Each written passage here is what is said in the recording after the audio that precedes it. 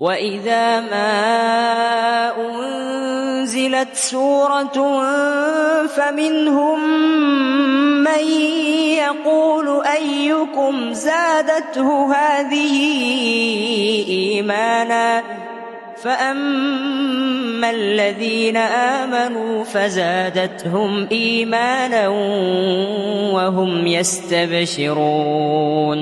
Saudi আরবে 133টি দেশকে পিছনে ফেলে বিশ্বজয় করেছে আমাদের নুরুদ্দিন জাকারিয়া। আমরা শুরুতে একটু নুরুদ্দিন জাকারিয়ার কণ্ঠে তিলাওয়াত শুনবো ইনশাআল্লাহ। أعوذ بالله من الشيطان الرجيم بسم الله الرحمن الرحيم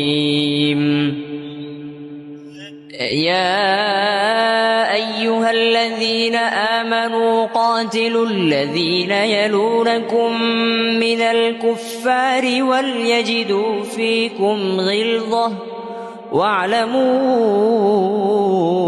أن الله مع المتقين وإذا ما أنزلت سورة فمنهم من يقول أيكم زادته هذه إيمانا فأما الذين آمنوا فزادتهم إيمانا وهم يستبشرون صدق الله العظيم। মাশাআল্লাহ, অনেক সুন্দর তিলাওয়াত। আমাদের নুরুদ্দিন জাকারিয়া হচ্ছে আর রায়হান ইন্টারন্যাশনাল মাদ্রাসার ছাত্র। সে বিশ্বজয় করেছে আলহামদুলিল্লাহ। আর রায়হান ইন্টারন্যাশনাল মাদ্রাসার সম্মানিত প্রতিষ্ঠাতা পরিচালক আমার বাজান মুফতি আব্দুল কাইয়ুম মোল্লার সঙ্গে আছেন। উনি এখন একটু মন্তব্য করবেন ওনার কাছে কেমন লাগছে। আমি আশা করবো যে ওনার কাছে অনেক বেশি ভালো লাগছে, আমাদের কাছেই তো ভালো লাগছে, কারণ এই সাতখোলা বাসে আমরা বিশ্বজয়ী হাফেজদেরকে সংবর্ধনা দিতে পারছি।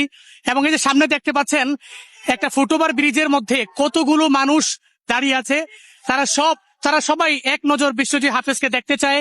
এদের প্রত্যেকের ভিতরেই কোরআনের অনেক প্রেম আছে। বাজার, এই যে একটা ভালো লাগা, এটা আপনার কাছে কেমন লাগছে? আমি শুধু একটা কথা বলবো যে কোরআন যে ঘরে নাজিল হয়েছে সেই ঘরে পৃথিবীর সর্ববৃহৎ প্রতিযোগিতা 133 দেশকে পিছনে ফেলে আর রায়হান মাদ্রাসা ইতিহাস সৃষ্টি করেছে, প্রথম হয়েছে। এবং এই বিজয় সমগ্র বাংলাদেশের 18 কোটি মানুষের। আমাদের জুনায়েদ আল হাবিব আজকে এই বিশ্বজয়ী হাফেজকে সংবর্ধনা জানাতে এসেছে। আমি জুনায়েদ আল হাবিবকে আন্তরিক মোবারকবাদ জানাই এবং সমগ্র বাংলাদেশের সকল মাদেরকে আমি বলবো, আপনার সন্তানকে বিশ্বজয়ী হাফেজ বানান, আপনার সন্তানকে বিশ্বজয়ী হাফেজ বানান, আপনার সন্তানকে বিশ্বজয়ী হাফেজ বানান। আসলে